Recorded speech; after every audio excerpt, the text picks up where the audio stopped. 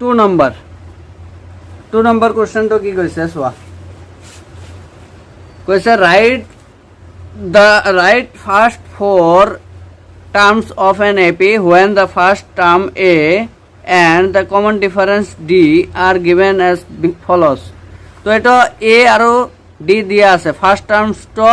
আৰু কমন ডিফাৰেন্সটো দিয়া আছে বুজি পাইছা তো এতিয়া কি কৰিম AP টো কি আছিল এটা বনাম এতিয়া চোৱা তো আমাৰ গিভেন লিখিম 1 নম্বৰটো চোৱা গিভেন হৈছে 1 নম্বৰ A আছে 10 D আছে 10 তো এটা আছিল ফার্স্ট টার্ম এটা আছিল কমন ডিফারেন্স তো আমার AP টো কি হবে AP টো কি হবে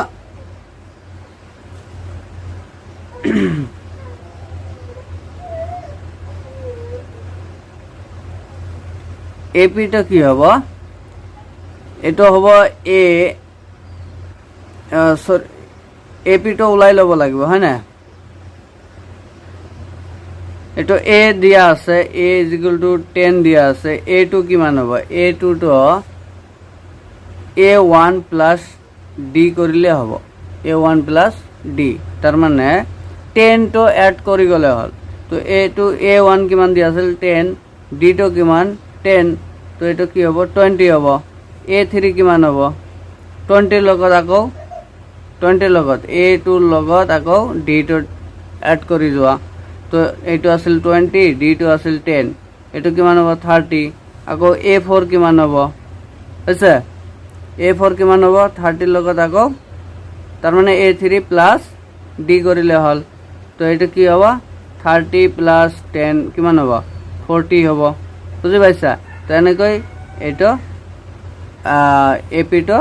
স্টার্ট হ'ব সোয়া ইয়াত AP টো কেনেকৈ হ'ব তেন্তে ফার্স্টটো 10 আছিল তাৰ পিছত 20 তার পিছত 30 তার পিছত 40 তো কেটা ফার্স্ট 4 টার্মস কইছে হয় না 4 টার্মস তো এটা তিনটা হল তো আৰু এটা A5 কিমান হ'ব 40 + 10 কিমান হ'ব 50 তো এটা 50 এনেকৈ গৈ থাকিব বুজিছা এনেকৈ গৈ থাকিব তো আমাৰ চাৰিটা চাইছে ফাৰ্স্টৰ চাৰিটা চাইছে নহয় 40 লৈ দিলে হ'ব 40 লৈ দিলে হ'ব তো নেক্সট 2 নম্বৰটো চোৱা কি কৈছে ইয়াত গিভেন দিয়া আছে A = -2 D = 0 তো আমাৰ AP টো কি হ'ব তো এটা ফার্স্ট টার্ম তো A1 তো কি হ'ব A2 তো কি হ'ব উলাই লবা A3 তো কি হ'ব উলাই লবা A4 তো কি হ'ব উলাই লবা তেতিয়া আমাৰ AP টো লিখিব পাৰিম হয়না তো A1 তো কি হ'ব A1 তো দিয়াই আছে A1 তো দিয়াই আছে -2 হ'ব A2 তো কিমান হ'ব -2 লগত 0 প্লাস কৰা কমন ডিফারেন্স কিমান 0 তো এটা কিমান হ'ব A2 তো কিমান হ'ব -2 + 0 -2 এ হ'ব হয়না A3 কিমান হ'ব এটোৰ লগত আকৌ 0 প্লাস কৰা হয়না তো -2 লগত আকৌ 0 প্লাস কৰা এটো -2 এ হ'ব এটো -2 লগত আকৌ 0 প্লাস কৰা আকৌ কি হ'ব -2 এ হ'ব তো AP টো কি হ'ব -2 -2 -2 এনেকৈ গৈ থাকিব বুজি পাইছা তো নেক্সট 3 নম্বৰটো চোৱা কি কৈছে 3 নম্বৰটো কৈছে দিয়া আছে A = 4 D = আছে -3 আছে তো AP টো আমি উলাম তো A1 = কি আছে A2 = কি আছে A3 = কি আছে A4 = কি আছে হয়না তো A1 তো দিয়া আছে 4 A2 তো কিমান হ'ব 4 ৰ লগত D তো প্লাস কৰি যাম তো 4 + -3 হল না তো 4 + -3 তো এটা কিমান হ'ব 4 ৰ পৰা 3 গলে 1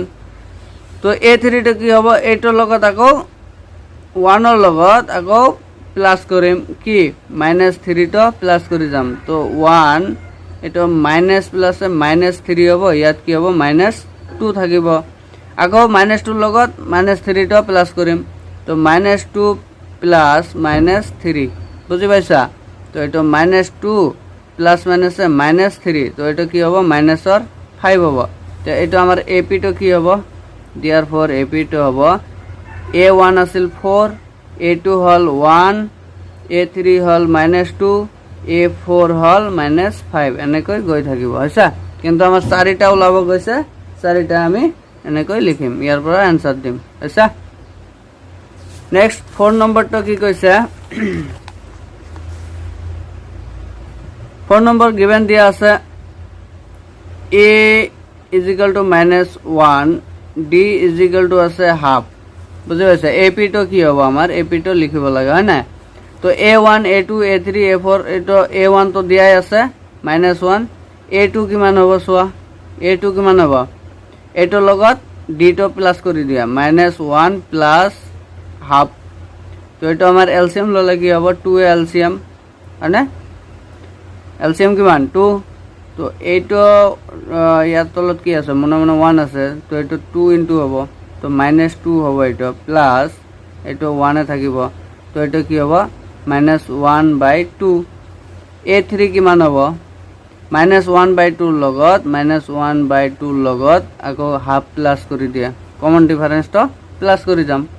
তো এটা কি হ'ব এলসিএম 2 আছে থাকি যাব -1 প্লাস 1 -1 প্লাস 1 তো এটা কি হ'ব এটো কাটি যাব নহয় তো এটা 0/2 মানে কি 0 হ'ব বুজি পাইছা আৰু A4 কিমান হ'ব 0 লগত প্লাস কৰিবা হাফ তো এটা কি থাকিব আলটিমেটলি হাফে থাকিব তো আমাৰ AP তো কি হ'ব ইয়াত লিখি দিয়া যে AP তো হ'ব -1 তাৰ পিছত A2 তো কিমান ওলাইছে -1/2 A3 তো কিমান ওলাইছে 0 আকৌ A4 তো কিমান ওলাল হাফ বুজি পাইছা তো এইটো হ'ব আমাৰ आंसर नेक्स्ट 5 नंबर तो चुआ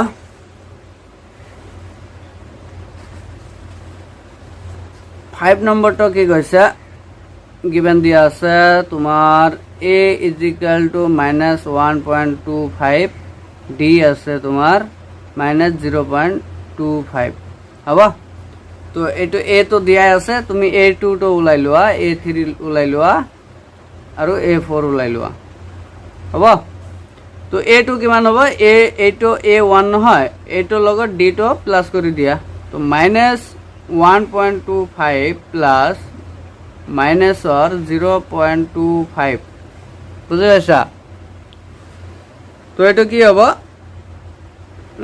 -1.25 প্লাস মাইনাসে হ'ব 0.25 তো এইটো মাইনাসৰ কি আহিব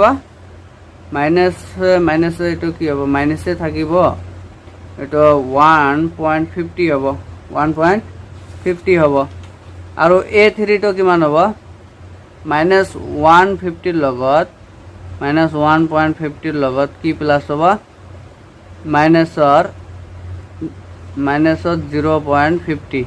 25 এইটো ইয়াত চোৱা -1.50 প্লাস -0.25 হৈছে এইটো কৰিলে কি হ'ব -1.50 -0.25 এইটো কি হ'ব -1.75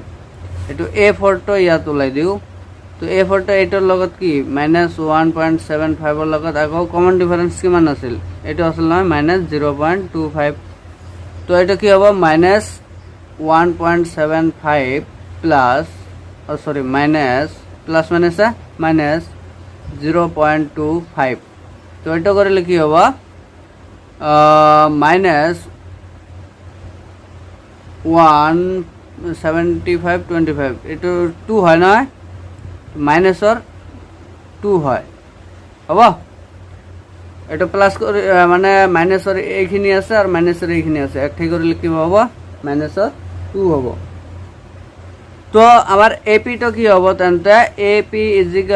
-1.25 এটা হ'ব আনটো হ'ব মাইনাসৰ 1.50 হ'ব আনটো হ'ব মাইনাসৰ 1.75 আনটো হ'ব -2 বুজি পাইছা